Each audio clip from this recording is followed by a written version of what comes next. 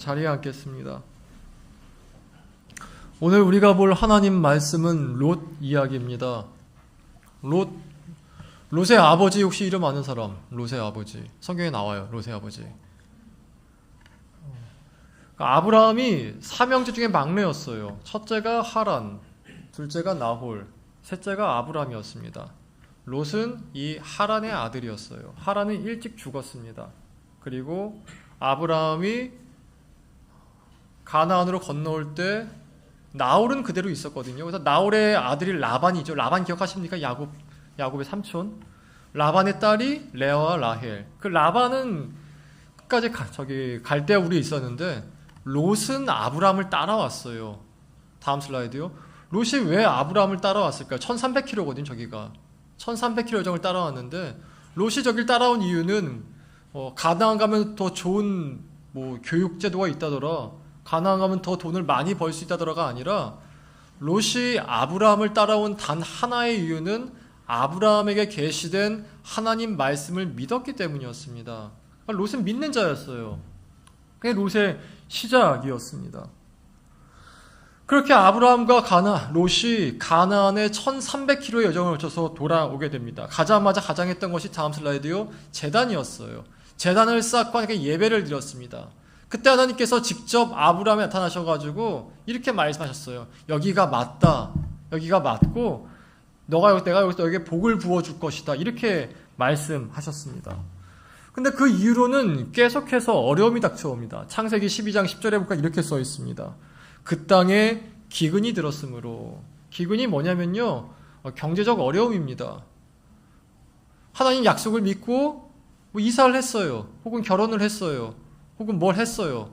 사업을 시작했는데 IMF가 터지고 갑자기 나라 부도날라 그러고 그 지역에 뭐 할까요? 쓰레기장 짓는다 그래가지고 땅값 확 내려가 버리고 이런 게 일어난 겁니다. 경제적 어려움이 발생한 거죠. 더군다나 당시 기근이라 하면은 비가 오지 않음을 의미했습니다. 물이 없어요. 아브라함도 그렇고 롯도 그렇고 목축업이었는데 물이 있어야 짐승들 물을 먹이든지 나도 마시든지 할 거 아닙니까? 근데 물이 없으니까 짐승들이 기하급수적으로 죽게 된 것이에요. 그러자 아브라함이 어떻게 했냐? 롯을 데리고 이집트로 내려갑니다. 이때부터 모든 문제가 발생하게 돼요.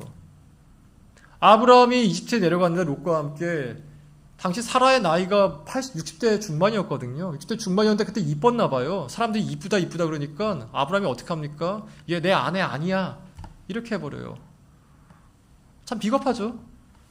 이쁘니까 혹시 날 죽이고 내 아내를 취할까봐 내 아내 아니래. 그러니까 여러분, 아내가 너무 이쁜 것도 참 힘든 일이에요. 아내가 이쁘지 않은 걸 감사할 수도 있어야 돼요. 감사할 수 있어야 돼요. 너무 이쁘면 내가 감당이 안 돼요. 바닥이 드러나요. 아브라함처럼.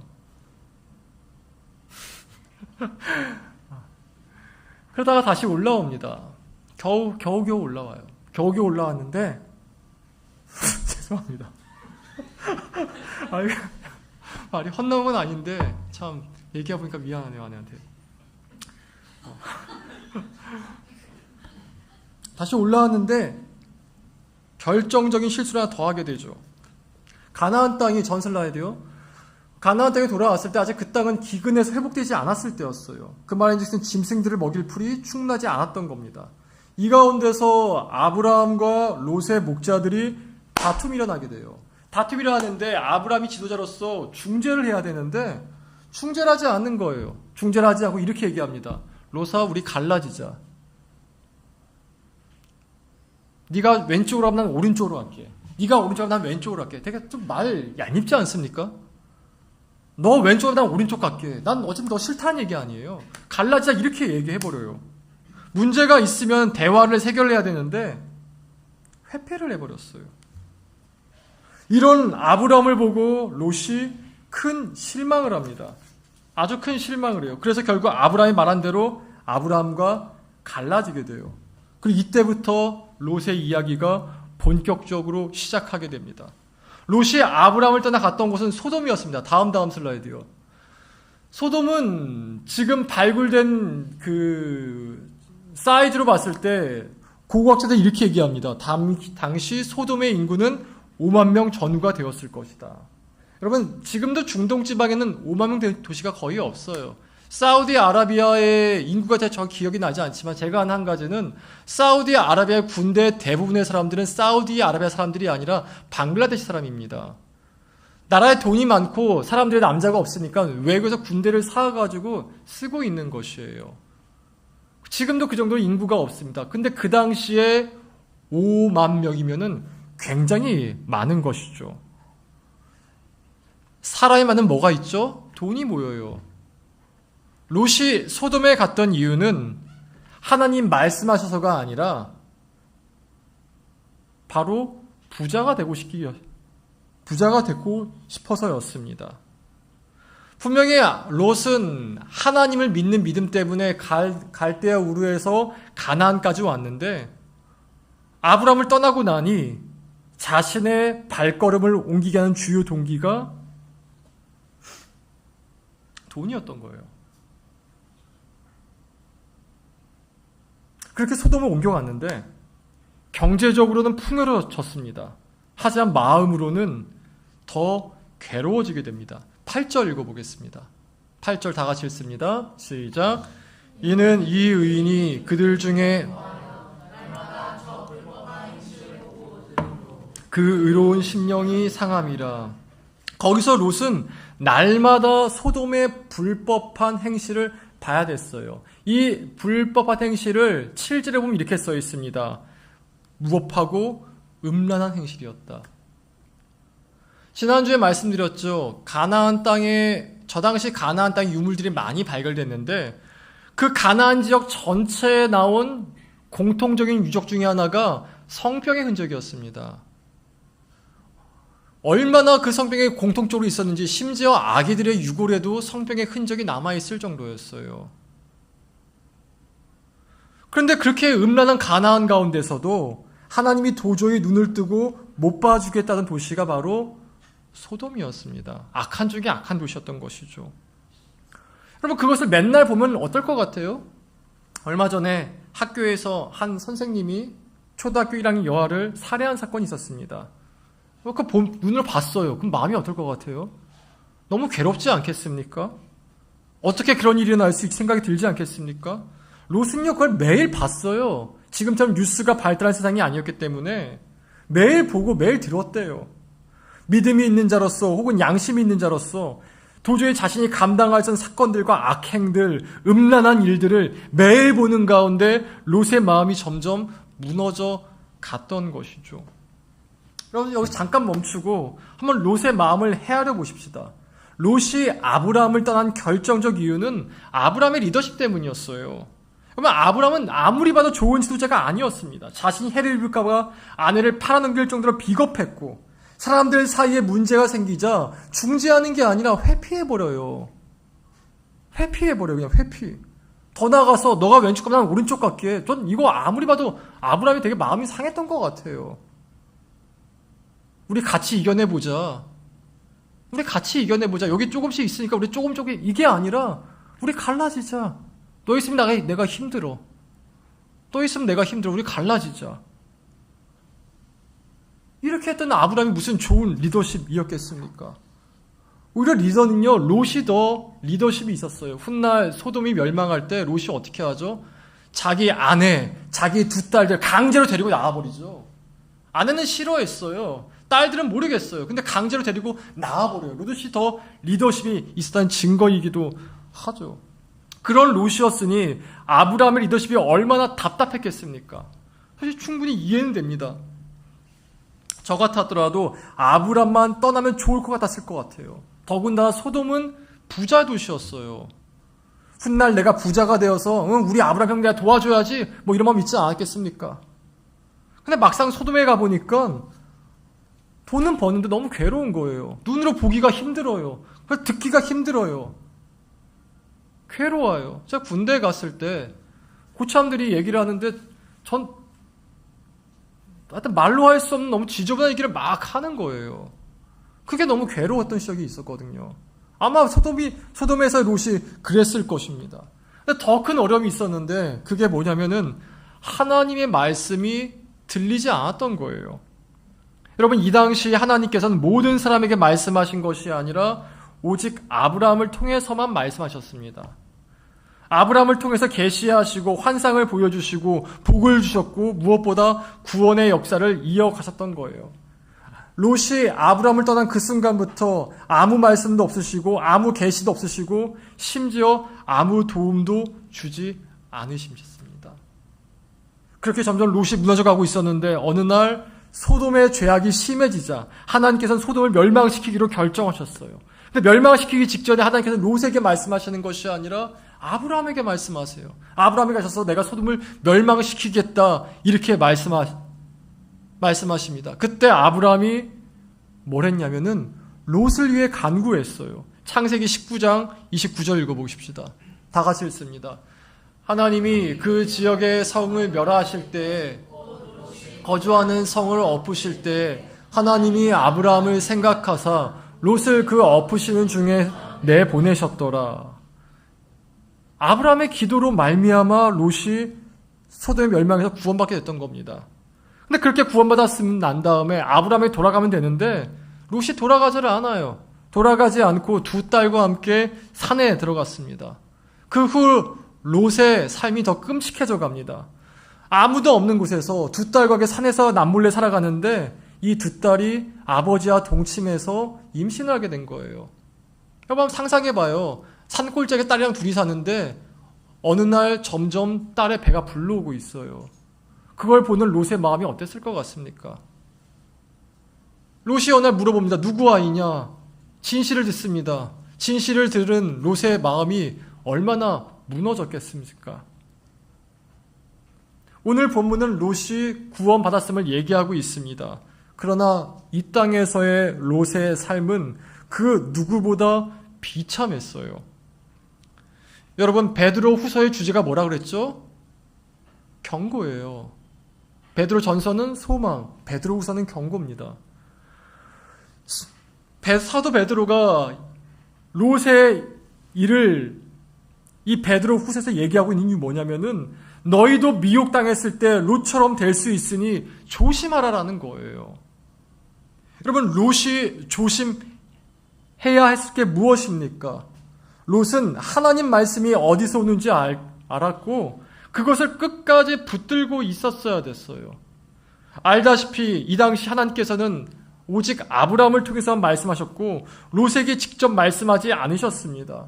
이 말인즉슨 롯의 유일한 은혜의 통로는 아브라함이었어요. 아브라함은 멍청한 사람이었습니다. 비겁한 사람이었어요. 뛰어난 사람은 아니었습니다. 근데 하나님께서 그 아브라함을 통해 말씀하시기로 결정하셨던 거예요.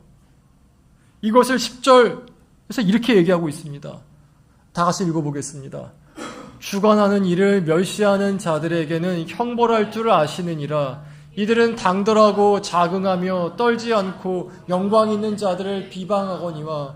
저 영광 있는 자들이 누구냐? 말씀을 증거하는 자들입니다. 은혜의 통로에 있는 자들이에요. 롯에게는 그게 아브라함이었죠. 롯이 근데 그를 멸시하고 떠나버렸을 때 그의 삶이 비참해지더라라는 것입니다. 여러분, 이것을 우리에게 어떻게 적용할 수 있겠습니까? 그럼 이거 물어봐야 돼요. 여러분에게 은혜의 통로는 어디입니까? 은혜의 통로. 거기가 막히지 않게 해야 돼요.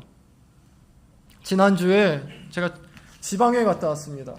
저희 지방에 지방회장 목사님이 설교를 하셨는데 이분은 독특하게도 이분의 비전이 아니라 이분의 그 신념은 이거예요. 나는 무조건 농촌 목회만 한다. 그 40년 가까이 농촌 목회만 하신 분이었습니다. 근데 이분이 자신이 농촌 목회만 하기로 결정한 이유를 이렇게 말씀하시더라고요. 이분이 1990년에 신학교를 졸업하셨는데 신학교를 졸업하고 어디에 목회지를 갈까 고민하고 있었습니다. 그때 자신의 멘토 목사님이 어느 교회를 추천해 주셨대요. 주소를 보니까 제주도에 있는 가말이란 동네였답니다. 그래서 목포에 가가지고 배를 타고 제주도에 갔습니다. 제주도에 가보니까 그 가말이 교회에 가보니까 교인이 6명 있더래요. 중학생 3명, 고등학생 2명, 그리고 50대 여자 성도님 1분. 주일날 예배를 드리고 나보니까 그 교회의 회계를 맡은 사람이 고등학교 고등학교 한 여학생이었답니다. 그 고등학생이 교회 장부를 들고 오더래요. 보면서 이것이 우리 교회 장부입니다 하고 한 달 경상비를 보여줬는데 한 달 경상비가 그 당시에 10만 원이었다고 합니다. 전도사님, 만일 우리 교회 오시면 저희 교회가 드릴 수 있는 것은 한 달에 2만 원입니다. 이렇게 얘기를 하더래요. 그래서 이렇게 말을 하더랍니다. 근데 전도사님, 우리는 설교가 너무 듣고 싶어요. 너무 듣고 싶어요. 그러면서 이 얘기를 막 나누다가 좀 시간이 지나니까 이 고등학교 여학생이 이렇게 얘기하더랍니다. 전도사님, 이제 가셔야 돼요. 이제 막차가 끊길 시간입니다. 여기서 끊기면 내일 나가셔야 되긴 잘 곳이 없습니다. 그래서 막차를 타고 제주도 시에 가서 다음날 100일 타기로 하고 영화에 자고 있는데 그 고등학생이 너무 눈에 밟히더래요. 밟혀가지고 어떻게 할까 그 여관방에서 기도하는데 갑자기 하나님이 그 여관방에서 은혜를 무지막지하게 부어주시더라는 거예요. 그때 알았답니다. 아, 여기가 내 은혜의 통로이구나. 은혜의 통로이구나. 그래서 결정하셨다. 난 이제 농촌 목회만 할 거야. 왜? 왜냐하면 하나님이 내가 농촌 목회할 때 은혜를 부어주셨어. 그분 저랑 좀 친하시거든요. 친하게 됐어요. 저보고 꼭 하는 말씀이 있어요. 신목사, 정직하고 진실해야 돼. 하나님 살아계셔. 내가 40년 목회해보니까 하나님 정말 살아계셔. 정직해야 돼. 진실해야 돼.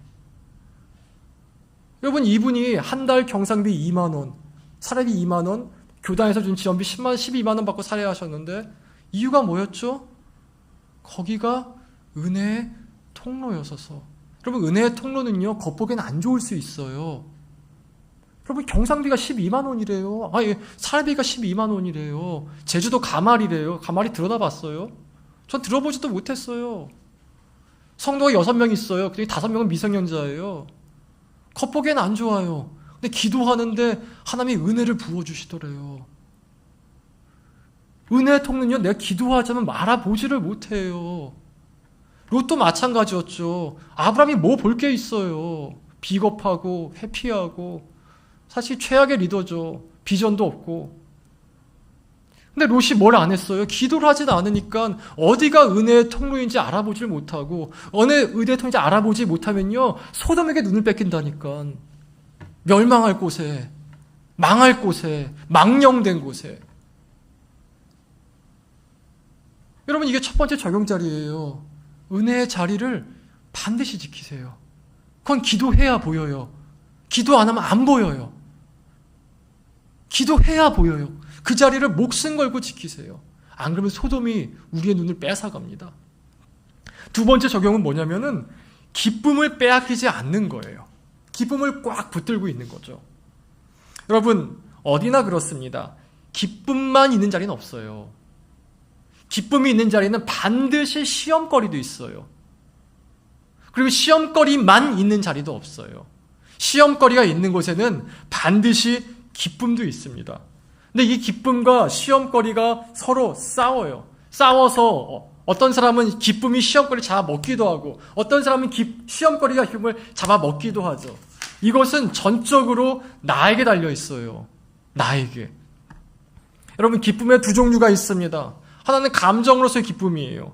감정으로서의 기쁨은 쉽게 얻을 수 있지만 쉽게 사라집니다. 여러분, 기분 좋으면요, 제가 많이 말했잖아요. 마약하면 제일 기쁘다니까. 진짜 기분 좋아요. 하다가 술만 마실 때 기분 좋아요. 그런 기쁨은 금방 와요. 근데 금방 사라져버려요. 왜냐면 감정이기 때문에 그래요. 엠마 헵번이라는 심리학자가 감정의 이해라는 책을 썼는데 이 책에 보면 감정에 대해 이렇게 얘기합니다. 우리가 하늘이라면 감정은 구름 같은 거라고. 구름이 어떤 존재입니까? 그냥 와요. 그냥 가버려요. 감정이 그런 거래요. 그래서 이렇게 조언하더라고요. 불편한 감정이 왔으면은 그냥 흘려보내라고. 흘려보내라고. 괜찮다고. 흘려보낼 수 있는 게 사람이라고. 물론 쉽지 않기 때문에 이 엠마 헵번이 흘려보낸 방법을 몇 가지로 얘기해요. 저기 책에 있습니다. 103페이지부터 142페이지 사이에 불편한 감정을 흘려보내는 법이 써 있어요. 근데 중요한 건 뭐냐면은 감정 흘려보낼 수 있다라는 겁니다. 이리저리 떠다니는 게 감정이에요. 그래서 감정으로서의 기쁨도 이렇습니다. 금방 오고 금방 사라져요. 근데 성경에서 말하는 기쁨은 이것만 있는 것이 아니라 또 다른 기쁨을 말하고 있는데 성경은 이 기쁨을 물 웅덩이에 비교하고 있습니다. 물 웅덩이도 그냥 물 웅덩이가 아니라 생수가 있는 물 웅덩이입니다. 근데 이 물 웅덩이는 찾아야지 모여요. 당연한 거지만 찾지 않으면 못 찾습니다. 예수님 하신 이런 말씀이 있죠. 두드려야 열린다. 되게 쉬운 진리예요. 여러분, 누가 나랑 결혼할지 아십니까? 누가 나랑 결혼할까요? 나한테 결혼하자고 말한 사람과. 되게 단순한 거죠. 찾아야 찾을 수 있습니다. 이 찾아야 찾을 수 있는 이 기쁨은 내가 찾지 않으면 찾지 못해요. 그래서 시편 40편에 보면 저자가 이렇게 얘기합니다. 하나님이여, 사슴이 시냇물을 찾기에 갈급함같이 내 영혼이 주를 찾기에 갈급하니이다. 이 기쁨을 찾아야 됩니다. 제 경험상 이 기쁨은 신앙의 연수가 깊어지면 깊어질수록 더 찾는 데 많은 시간과 에너지가 필요하게 됩니다. 왜냐하면 더 깊이 있거든요. 더 깊숙하게 있고 더 많이 요구하거든요. 비록 시간은 많이 걸리지만 이 기쁨을 찾는 방법은 굉장히 간단합니다. 하나님께 구하시면 돼요. 여러분, 지난주 설교 때 시편 51편 12절 가지고 기도하라 말씀하셨습니다. 주여, 내 구원의 즐거움을 회복시키시고 나에게 자원하는 심령을 주사 나를 붙드소서. 여러분, 지난주의 삶이 기쁘셨습니까? 지난주 제일 기뻤던 게 뭡니까? 제일 감사했던 게 무엇입니까? 지난주에 나는 주로 기쁨으로 살았습니까? 아니면 내 감정의 평소 상태는 우울함이나 분노나 무감정이었습니까? 여러분, 기도하셔야 돼요. 하나님, 내 기쁨을 회복시켜달라고, 내 기쁨이 넘치게 해달라고, 기쁨의 터널을 파셔야 돼요. 여러분, 예배 30분 전에 진짜 기도 좀 해보세요. 아침에 일어나서 기도해보세요. 토요일 같은 경우에는 배우자에게 양해를 구하고 30분이나 1시간만 하나님과 나와 단둘이 보내는 시간을 한번 가져보세요. 제 경험상 하루에 1시간만 하나님과 보내더라도 그 1시간 쭉도 괜찮지만 20분, 20분, 20분도 괜찮고요. 10분, 10분, 10분, 10분도 괜찮아요. 저 다 해봤어요. 그렇더라도 내 삶의 기쁨의 퀄리티라 얘기할까요? 너무 달라집니다. 너무 달라져요. 정말로 그래요. 저 존 파이퍼 목사님이 툭하면 얘기하는 거 있죠. 하나님을 기뻐해라, 하나님을 기뻐해라, 하나님을 기뻐해라. 이건 주께 시간을 들여야 가능한 일이 돼요. 아침에 1시간이 너무 큽니까? 아침에 15분, 저녁에 15분만 해보세요. 시편 16편을 읽으시고 시편 51편 12절을 읽으시고 시편 18편을 읽으면서 한번 그대로 기도해봐요. 정말 기도해봐요. 여러분, 제가 얼마나 분노 많은 사람인지 제가 많이 말했잖아요. 근데 정말 기도하면은 기쁨이 와요. 기쁨이 차올라요. 기쁨이 뭐 어떻게 설명할까요? 그냥 물이 차오르게 스며 올라요. 그냥 스폰지에 오는 것처럼. 시간이 나이가 들수록 더 기쁨이 사라집니다. 더 기쁨이 빼앗겨요. 말씀을 맺겠습니다. 부산에 가면 수영로 교회라고 있습니다. 지금은 돌아가셨지만 이 교회를 개척하신 목사님은 정필도 목사님이십니다. 이분이 목회자들에게 하신 권면 중에 이런 게 있습니다. 어느 교회든 처음 부임하면은 강대상에서 3주는 잠을 자보라고. 잠을 자면서 밤새 기도하라는 것이죠. 누군가 물었습니다. 왜 그래야 됩니까? 정필도 목사님이 이렇게 답하셨습니다. 그래야 목회의 기쁨을 빼앗기지 않는다. 목회의 기쁨을 빼앗기지 않는다. 여러분, 이게 목회만 그렇겠습니까? 가정의 기쁨도 빼앗깁니다. 첫 직장의 기쁨도 빼앗깁니다. 첫 예배의 기쁨도 빼앗깁니다. 이 사람을 만나서 기뻤던 그 순간도 언젠가 사라지게 됩니다.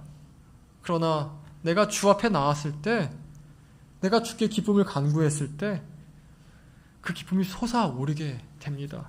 만일 롯이 아브람과 헤어져야 하는 그 순간에 충분히 기도했다면, 하나님께 간구했다면 롯의 삶은 그렇게 무너지지 않았을 것입니다. 하나님이 주신 기쁨을 빼앗기지 마시고 끝까지 지켜내시는 저와 여러분이 되길 진심으로 기원합니다. 우리 다 같이 기도하겠습니다. 다시 한번 시편 51편 12절로 기도해 보십시다. 하나님, 내게 구원의 기쁨을 회복시키시고 내게 자원하는 심령을 주사 나를 붙들어 주시옵소서. 하나님, 내 안에 주님이 주신 기쁨이 넘치게 하여 주시옵소서. 내게 감사가 넘치게 하소서. 내 눈이 어두워서 감사가 보이지 않을 때 누군가 말한 것처럼 1시간 반 산책하면서 끝까지 감사하게 하소서. 이 시간 기도하실 때 다 같이 기쁨을 회복시켜달라고 감사한 마음으로 기도하십시다. 기도하겠습니다.